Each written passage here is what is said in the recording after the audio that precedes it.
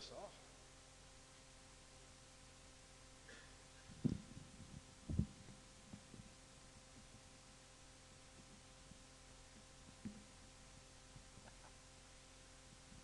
Couple of things. I thought I was the only one that got behind on bills and lived from payday to payday. Okay? If you get into that spot when you all do, okay, here's something that you can think about. And this just gives me pleasure just beyond total measure. We have some, I don't know, my mind, this is how my mind is warped, okay? I tell you what I watched last night. I watched a documentary on savings and loans and banks collapsing. Okay? That's what I watched on TV last night. Now, the way I look at it is we have some of the finest financial minds in this entire planet that govern or on the board of directors of some of our biggest banks and biggest savings and loans that we have, right?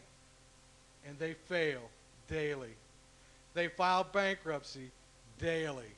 Okay, so I don't feel so bad if little David gets in a jam and he can't get himself out. I didn't go to college for 4 years to get myself in those kind of jams.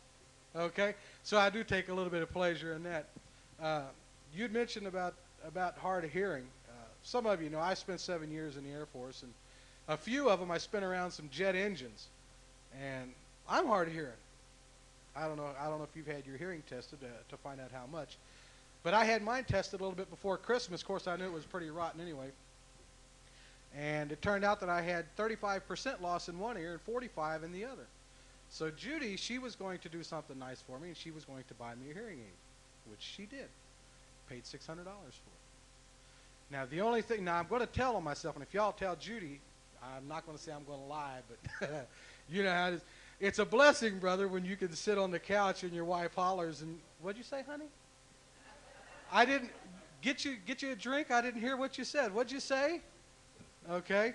Now she got me this hearing aid, right? And they came down to the office here a while back, just right before Christmas, showed me how to put it in, take it out, how to take care of it, and all of that.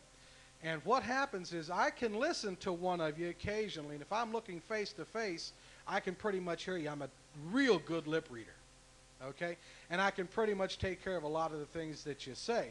But what they did with this hearing aid was they took the background noise, for instance, a car going down the street, okay, and it amplifies that so I can hear it.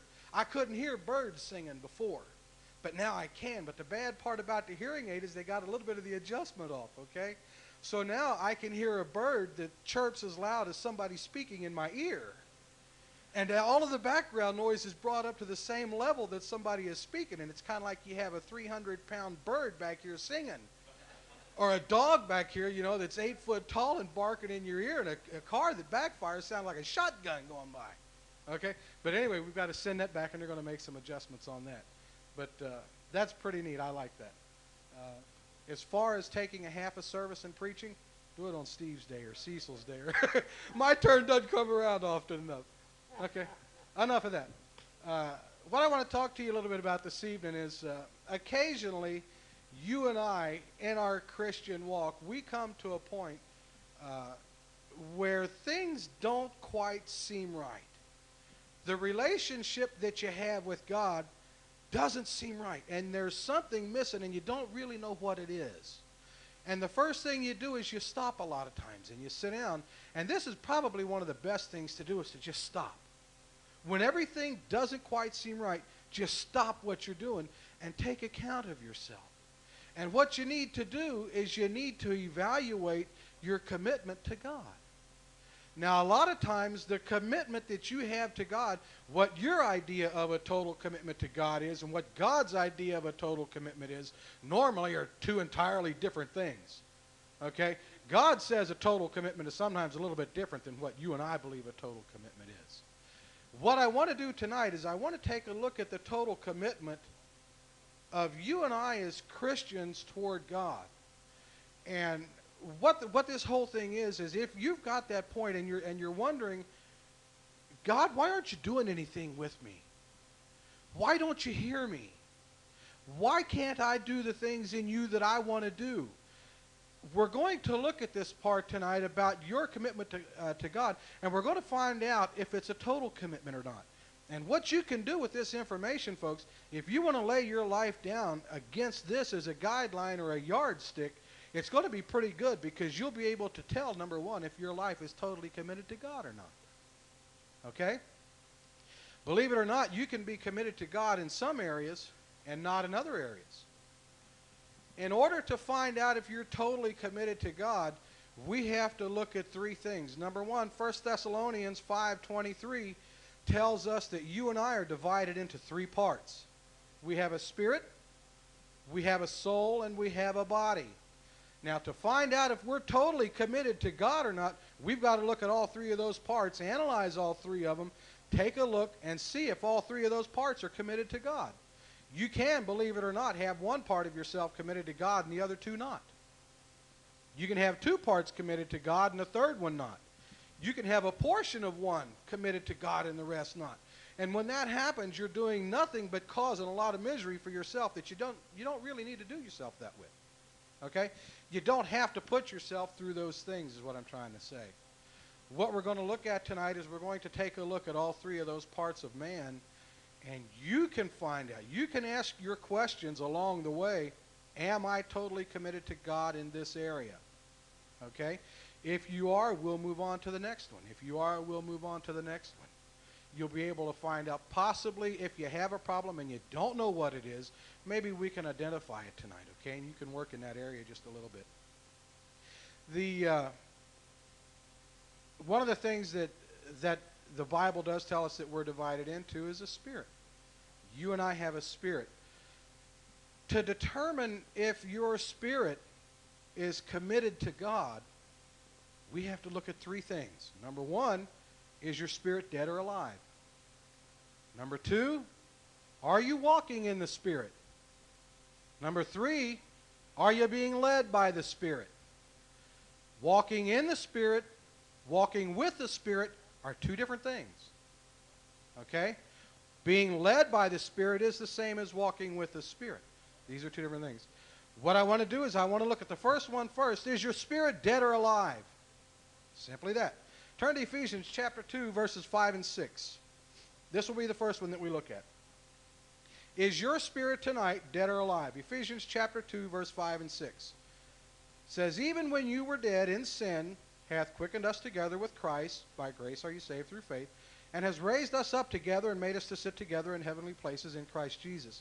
What verse 5 is talking about is two conditions of a person. Number one, dead in sin. Number two, quickened together with Christ. Now, what happens when you're dead in sin, this is your condition when you're lost. If you're lost, if you're here tonight and not a Christian, the Bible says that your spirit is dead. It does not have life. Okay? When you're saved, or at the time of your conversion, you and I call it born again, the Bible tells us here that God has quickened your spirit. If you'll look up quickened, you'll find out that it means to bring to life. Now, what God does at the time of your conversion is He breathes life into your spirit and makes it alive, and He joins it together with Christ. Then you two sit in the heavenly places. Okay? Simply ask, the question is, are you a Christian or are you not a Christian? If you're not a Christian, your spirit is dead. Therefore, you have no commitment to God, and God has no commitment to you because you've rejected Him. Okay? If you are a Christian, your spirit is alive. That is the number one, the key, the most important thing in this whole thing. If your spirit is alive, everything else is possible. Okay? If your spirit is dead, you can't go another step farther until you accept Christ as your Savior, before your spirit is brought to life. When it's brought to life, again, everything becomes possible. The number one about your spirit, the first issue, is it dead or is it alive? I can't answer that. Only you and God can answer that. Okay? And I'm going to take my watch off because I don't want to go over 15 minutes, Vern. Okay? But I probably will, I'll be honest with you. Okay. The second portion, or the second part of your spirit that I want to look at is, do you walk in the Spirit? Now, oddly enough, this is I've heard a lot of people teach and a lot of people preach about walking in the Spirit, but I've never heard anybody tell you how to walk in the Spirit. How many of you know, you don't have to raise your hands, but how many of you know how to walk in the Spirit? You can't take the Holy Ghost like a sleeping bag and open it up and climb inside and begin to walk around in the Spirit. Can you? Okay, turn to Galatians chapter 5. And this is where we find this at. Galatians 5, verse 16. It says, "This I say then, walk in the Spirit, and you shall not fulfill the lust of the flesh." Now, we have a promise. Number one, if you walk in the Spirit, you won't fulfill the lust of the flesh. That is about as definite as you can get. Now, how do you walk in the Spirit? Since we can't open up the Spirit and climb inside and walk around, what you do is you take the characteristics of the Spirit, apply them to yourself or your life, use them, and operate in the characteristics of the Spirit. Now, there's another word for characteristics of the Spirit.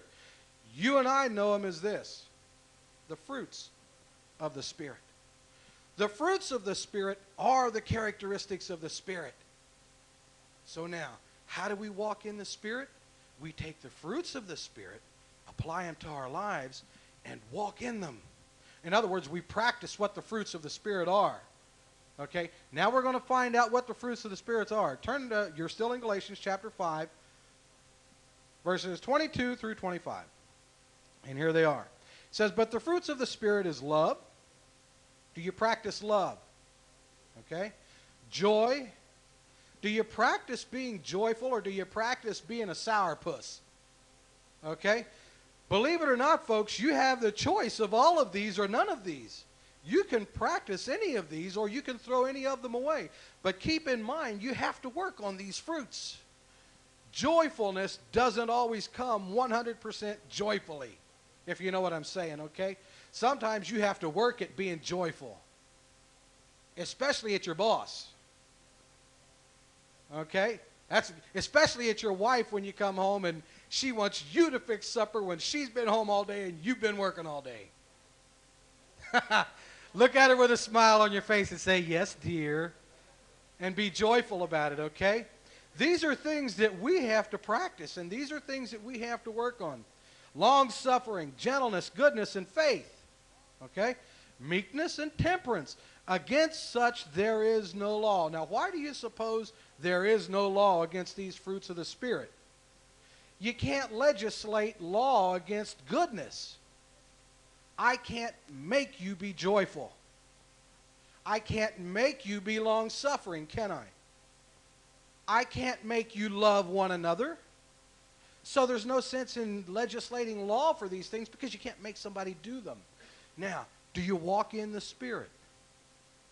Do you take these fruits of the Spirit and apply them to your life? Do you do that? That's how you walk in the Spirit. Do you practice the fruits? Do you practice love? It's a lot easier to get upset with somebody than it is to get along with them. I don't know how you feel about it, but for me, that's the truth. A lot easier for me to get angry and not speak to anybody again.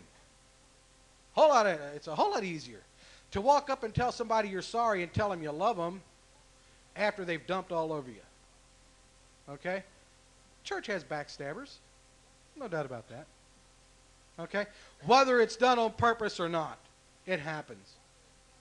But to love one another, to be long-suffering toward one another, to be joyful toward one another, or even in your spirit to be joyful. To walk in the Spirit simply means that you and I take the fruits of the Spirit, which are the characteristics of the Spirit. That's the outward manifestation of those characteristics, okay? I can say that beam, the characteristic of it is brown. But it has to be brown for me to say that it's brown. Okay, I have to be able to tangibly touch it.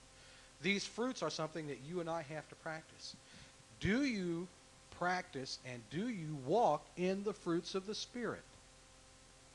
That's number 2 about your spirit. Number 3, are you led by the Spirit? Turn to Romans chapter 8.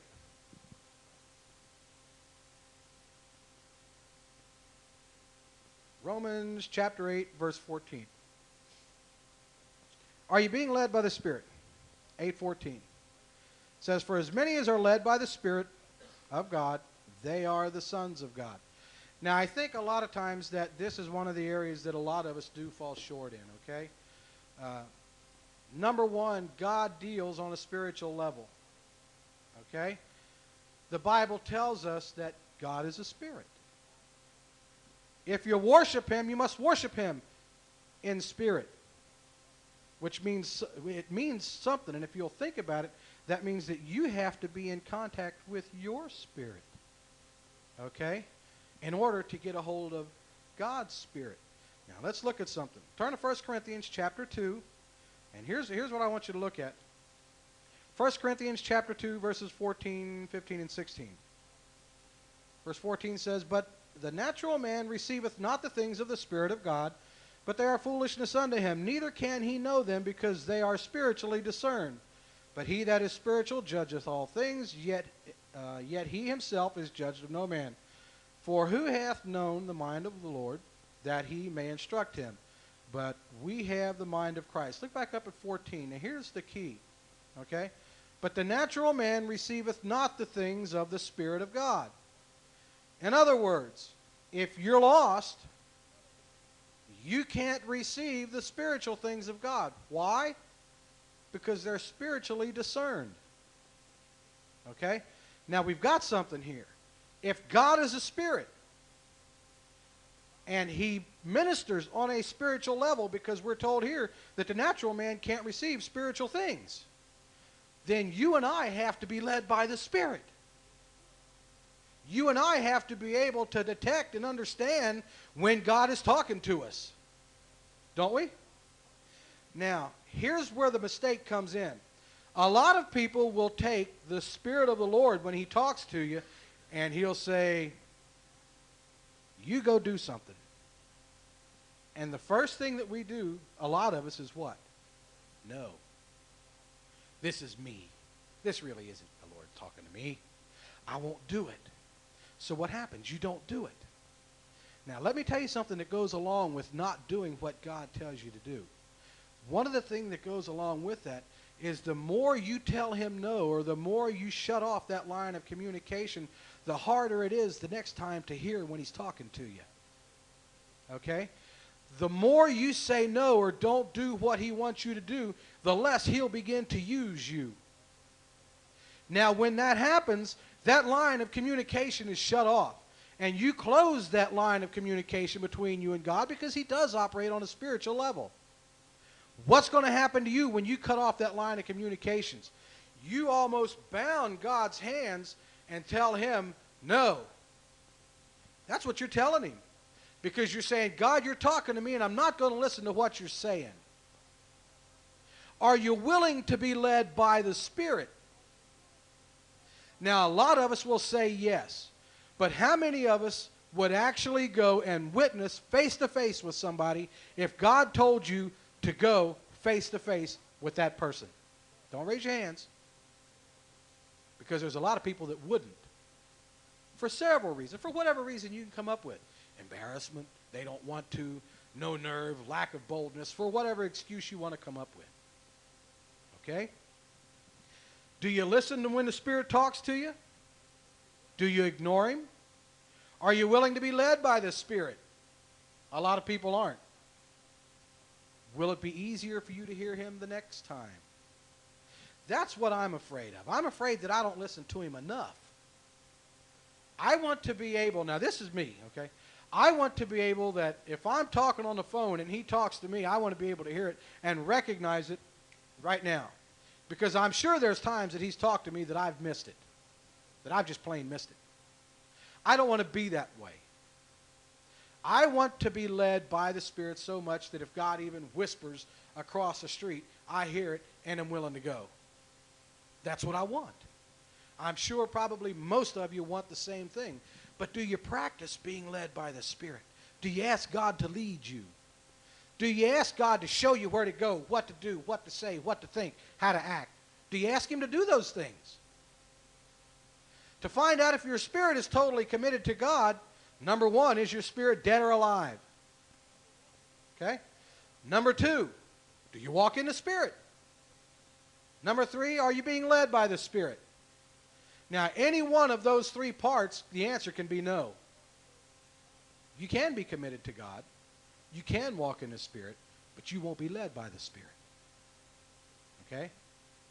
Your spirit can be alive, and you will not walk in the fruits of the Spirit. You will not love your neighbor. You will not forgive, and you are not long-suffering. But you're willing to be led by the Spirit. You'll go if God tells you to go somewhere. You see what I'm saying? Any one of these 3 parts, the answer can be no. All 3 can be yes. If your spirit is totally committed to God, all 3 of those answers will be yes. You'll try your ever-loving best to walk in every fruit of the Spirit. You'll try your ever-loving best to go where God sends you and leads you, and you'll go. And yes, you will be a Christian if your spirit is totally committed to God. The second area of man that I want to look at is the soul. Now, those of you that do word studies, you'll find out that there's several words in the Bible that are interchangeable with one another. Okay? Some of them are the word heart, for instance. The word heart is interchangeable with the word soul. It's also interchangeable with the word mind. Okay? The word wine, for instance, can be used 13 different ways in the Bible. The word love can be used 9 different ways in the Bible. What you do is you pick out the application that the word is there. One verse may say that your soul has been saved. Another verse may say that your spirit has been saved. But we know that the soul and the spirit are 2 different things because 1 Thessalonians 5:23 divides them. It says you're made up of spirit, soul, and body. When you're saved, your spirit is saved. Well, if my spirit is saved, then what is my soul? Okay? Your soul is that part of you that reasons. That's the part of you that does the thinking. That's the part of you that does the crying. That's the part of you that does the laughing. That's the part of you that says, get up and go to work in the morning. That's the part of you that says, come home in the evening, you're tired. Okay? For the point of this, we're going to use the mind as being the soul because that's what it is. Okay? Your mind is where your realities become real. Your heart, I know the Bible says that out of the abundance of your heart, the mouth speaks. Well, the mouth won't speak until the mind tells it to speak.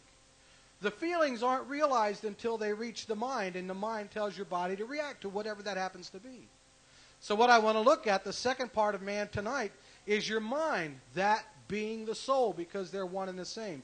It is extremely, extremely hard to separate soul and mind and heart, because all 3 are, well, I don't know how to say it, other than they are absolutely the same thing, yet they're all 3 totally separate, just like the Father, the Son, and the Holy Ghost, okay? But for the purpose of tonight, the soul's going to be your mind, because that's where it all originates. The sin originates in your mind, which is your heart, okay? It doesn't come to reality until it gets to your mind, and your mind acts it out. So what I want to look at tonight is I want to look at your mind for just a second. Turn to Romans chapter 8. And we'll look at this. Romans 8, 5 through 7. I've got 15 minutes left, Vern. Okay, Romans chapter 8, verses 5 through 7. And it reads this way. It says, for they that are after the flesh do mind the things of the flesh, but they that are after the Spirit, the things of the Spirit. For to be carnally minded is death. To be spiritually minded is life and peace. Because the carnal mind is enmity against God, for it is not subject to the law of God, neither indeed can be. We've got to look at 2 words. Number 1, carnal. Carnal simply means worldly or God absent, absent of God. Okay? The word enmity means it opposes. Now, your mind can be in one of 2 conditions. It can either be worldly or it can be spiritual. One of the 2. It can't be both. Okay?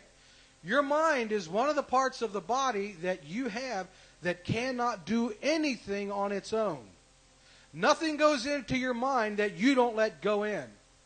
You control what goes into your mind. Goes in a couple of ways. Goes in by your eyes. Goes in by your ears.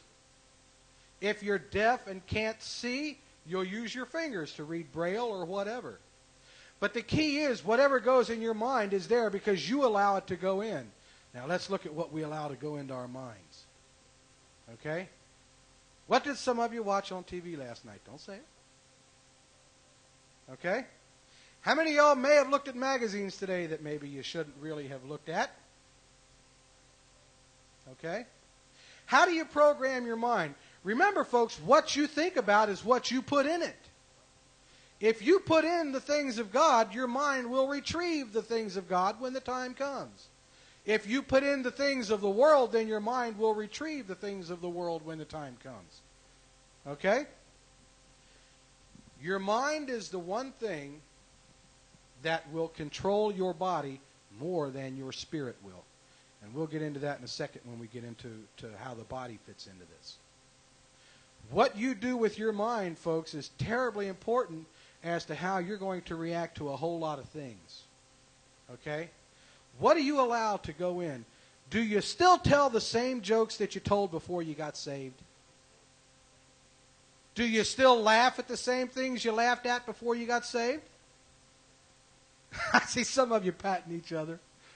Okay? Have you changed anything since you've gotten saved? Now, this is the one area, folks, and I've heard people say it, the devil works in the mind. That's true. He'll put the temptation there, the thought there, and a lot of times we'll ponder that thought because we like it. Don't we? Oh, yeah. It's the one area that you and I have that nobody else can see. Okay? You can't see what's going on in my mind. I might not even be thinking about what I'm talking about right now. You don't know. Do you? You don't know that. It's easy to talk about one thing and think about something else. Every time a preacher gets up here and he preaches and he pauses for a minute and says, wait a minute, I've lost my spot. Think about what was he thinking about. Certainly wasn't what he was talking about, was it? More times than not. Okay? Could have been fishing next Saturday. Who knows? But the point is, your mind is that part of you that nobody can see. And what you do with your mind, I've heard it said up here before, garbage in, garbage out. What's that abbreviation for that? Or what's that? You called it something. What was it? But anyway, garbage in, garbage out. That's basically what it is. If your mind gives you trouble, if you can't help thinking about things you shouldn't think about, you can do two things. Number one, renew your mind. The Bible tells us how to do that. Romans chapter 12, verse 2, just says this. It says, and be not conformed to the things of this world, but be ye transformed by the renewing of your mind, that you may prove what is that good and acceptable and perfect will of God. Now look what it says back at the beginning of that. It says, and be not conformed to the world. In other words, don't take your mind and conform it to what the world says, but transform it. Now, when you were saved or before you were saved, your mind thought and felt a particular way. Okay? That's when you were in the world. When you were saved, this verse tells us to do something. Renew your mind. Transform it. Let's make it into something else. Now, your mind can be reprogrammed. Okay? What it's going to take is a little bit of effort from you. You have to determine in your heart, laughing at those jokes aren't funny anymore. So you tell your mind and you put in your mind, I'm not going to laugh at those anymore. And you practice not laughing at them. I'm not going to gossip anymore. That's wrong. So you put into your mind, I'm not going to gossip anymore. And you practice not gossiping anymore. It is a step-by-step process. You're basically getting rid of the old, bringing in the new. Now, how do you renew your mind? Believe it or not, the Bible tells us what to think about. Doesn't it? Turn to Philippians. We'll look at this real quick. Okay. Your mind's in trouble. And as soon as I get to Philippians, I'll read it for you. Philippians chapter 4, verse 8. Now, if your mind gives you problems and you want to renew your mind, here's what you think about. Philippians 4:8 says, finally, brethren, whatsoever things are true, in other words, what's not a lie, okay? Whatsoever things are honest, whatsoever things are just, whatsoever things are pure. Now, that's the good one, because that's where most of us fall into the trap, okay? Things that are pure are things that aren't corrupt. Things that are impure are things that aren't of God. Now, here's where fantasies start. Sin starts is through things that aren't very pure, okay? Whatsoever things are lovely, whatsoever things are of good report. If there be any virtue, if there be any praise, think on these things. Now, the Bible tells us what to think about. If your mind gives you problems, number one, realize that it's a problem. Number two, determine in your mind you're going to change it. Number three, think about the things that the Word tells us to think about. Now, things that are lovely can be anything that's not ungodly that brings you pleasure. I like to fish. I fantasize about going fishing. Okay? I can't help it, but I do. I like it. I want to go. I can't wait till April because my butt's going. I don't care if there's snow on the ground. I'm going fishing as long as it's warm. I won't go when it's icy outside. I'm not that crazy. But the thing is, think on things that are enjoyable to you, that's not ungodly. When the thoughts become or start to enter your mind about all of these kinds of things, just determine in yourself. And you have to want to do this, folks. It's not going to come automatically. Just determine in yourself, I'm not going to do it. Sooner or later, I have to draw the line. This is where I'm going to draw the line. And you can draw that line today if you want to draw that line today. Nobody can make you. Again, that's about the only part of you and I that we have that nobody else can see. We can sit in church and be 1,000 miles away. That's just the way it is. If your mind gives you problems, renew it, reprogram it. However you want to do it, but do it. That's the second area of man that can't be totally committed to God. If your mind's giving you problems, it's not totally committed to God because you won't allow it. Because your mind, or you think in your mind what you put into your mind. Okay? The third part of man that I want to take a look at is the body. Now this is neat. What I want all of you to do is I just want you all to turn around and look at each other for a second. Okay? And then I'm going to tell you in a couple of minutes what I hope you saw. Okay? On the faces of a lot of people in here, you can see what the ravages of sin over a lifetime has done. Okay? I'm serious. Take a look. The body probably is the most neglected part of the three parts of man. Isn't it right? Take a look around. Take a look and see if what I'm not telling you is the truth.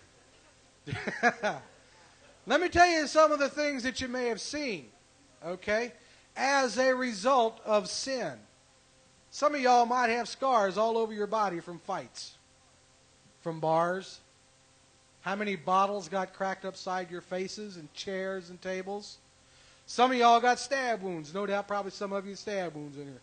No doubt some of you in here got bullet wounds. No doubt some of you's got tattoos on parts of your body that you won't show because you were too drunk and you had no idea what you were doing. Okay? It's the truth.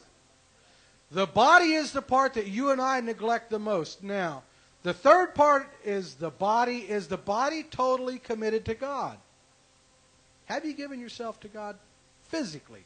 Now, we can do it with our mind, and we can do it with our spirit, but have we allowed God to have control over our body?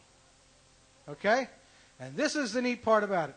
The body, folks, can't do anything by itself. Your body will reflect one of two areas. Number one, it will reflect your spiritual condition, or it'll reflect the soul, which are your emotions. Now, you wonder where the lust of the flesh come in on this. The lust of the flesh is the area that it's in is the soul, because that's where the emotions are. Okay? Your body won't do anything unless either your spirit tells it to do it or your soul tells it to do it. Now, there are addictions that you and I can get ourselves into. There's psychological addictions, physical addictions. Okay?